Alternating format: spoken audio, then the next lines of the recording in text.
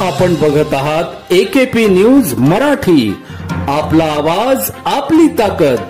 Subscribe करा, share करा, like करा। AKP news Marathi. नाशिकसह जिल्ह्यात आत्महत्यांचे सत्र सुरू असून अभियांत्रिकीचे शिक्षण घेणाऱ्या एका विद्यार्थिनीने आत्महत्या केल्याची घटना घडली आहे। या घटनेने नाशिक शहरात खळबळ उडाली आहे। याबाबत मिळालेल्या माहितीनुसार महाविद्यालयाच्या वसतिगृहामध्ये या विद्यार्थिनीने आत्महत्या केली। आत्महत्येचे कारण अस्पष्ट आहे। आडगाव पोलिसांनी घटनास्थळी धाव घेत तपास सुरू केला आहे।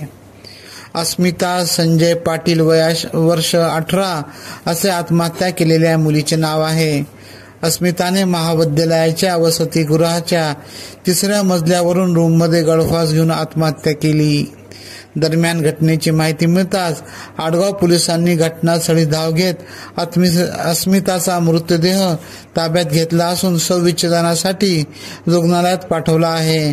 अस्मिता इंजिनिअरिंगच्या 2ऱ्या वर्षात शिकत होती। तिने आत्महत्या का केली या मागचे कारण अद्याप अस्पष्ट आहे। पोलिसांकडून या घटनेचा तपास सुरू आहे। AKP न्यूजसाठी ब्युरो चीफ अनवर खान पठाण, नाशिक।